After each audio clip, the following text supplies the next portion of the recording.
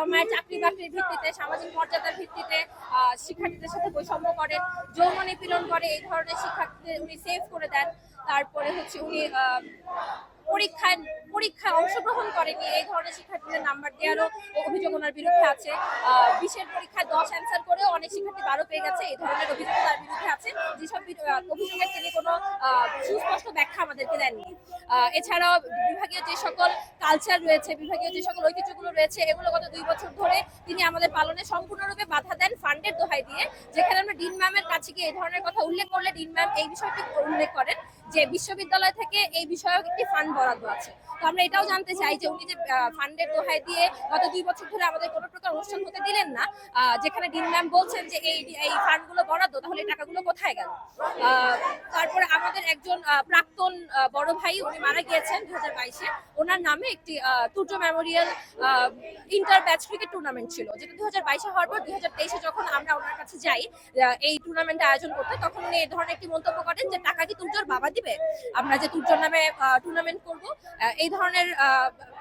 এছাড়াও হচ্ছে ক্লাসে বিভিন্ন সময় বিভিন্ন মেয়েদেরকে পা থেকে মাথা পর্যন্ত চেক আউট করা, সামনে এনে দাঁড়া করিয়ে বলা যে রাতের বেলা বাইরে থাকো, কি করো আল্লাহই জানে। তারপরে আমাদের একজন অগ্রজ একটা সেক্সুয়াল হ্যারাসমেন্টের বিষয়ে ওনাকে অভিভাবক মেনে ওনার রুমে গিয়ে ওনাকে যখন জানান, উনি তখন বলেন তুমি কি করো এগুলো জানি না, এই ধরনের কাজ করো না, বিপদে পড়ে যাবা, তুমি কি করো এগুলো মানুষকে বলে বেড়াবো।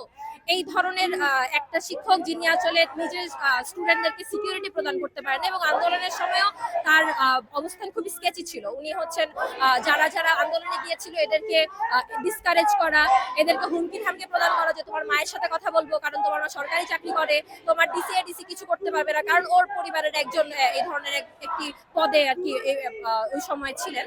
তো এই ধরনের মন্তব্য করা। আরেকজন বড় আপু যখন বিভাগ থেকে এরকম একটা নোটিশ আসলো যে যারা আহত হয়েছে তারা যদি কোনো প্রকার সাহায্য প্রয়োজন হয় যেন বিভাগে যোগাযোগ করে, ওই আপুটা তার সাথে যোগাযোগ করা হলে উনি এই মন্তব্য করেন তুমি আন্দোলনে গেছো, মার খেয়েছো, এখন বিভাগে কথা বলো কেন।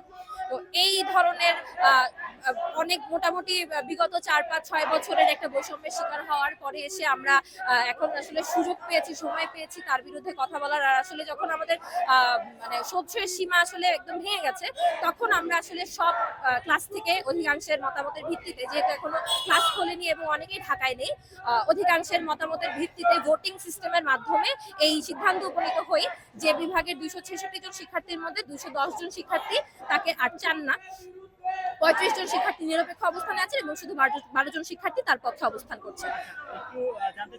এটা নিয়ে আমরা আসলে নিজেরাও শিওর না যে এই ধরনের শক্তি বা এই ধরনের পাওয়ার দেখানোর মতো কথা উনি কোত্থেকে বলেন, কিন্তু আসলে আমরাও আসলে খুব অভ্যস্ত ওনার এই ঔদ্ধত্যের শিকার। আমরা সেই ফার্স্ট ইয়ারের আমার যেটা মনে আছে, ফার্স্ট ইয়ারের ফার্স্ট ক্লাস উনি এসে 1 ঘন্টা দেরি করে উনি ক্লাসে এসে বলেন যে তোমাদের ক্লাস নেওয়া আমার প্রায়োরিটি লিস্টের অনেক নিচে, আমার আরো অনেক কাজ আছে জীবনে, এবং আসলে তোমাদের ক্লাস নেওয়াটা আমার প্রায়োরিটি লিস্টের অনেক নিচে, 1 এবং 2 উনি এটাও বলেন আমি বিশ্ববিদ্যালয়ের শিক্ষক, আমি যদি তোমাদের ক্লাস নাও নিই আমাকে কি কিছু বলতে পারবে? আমাকে কেউই কিছু বলতে পারবে না, আমার বেতন আমি ঠিকই নিয়ে চলে যাবো।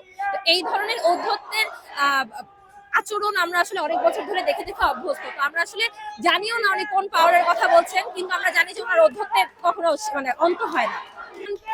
অবস্থান এইটাই যে আমাদের এই দাবিটা আদায় হওয়ার আগ পর্যন্ত আমরা ক্লাসরুমে ব্যাক করছি না।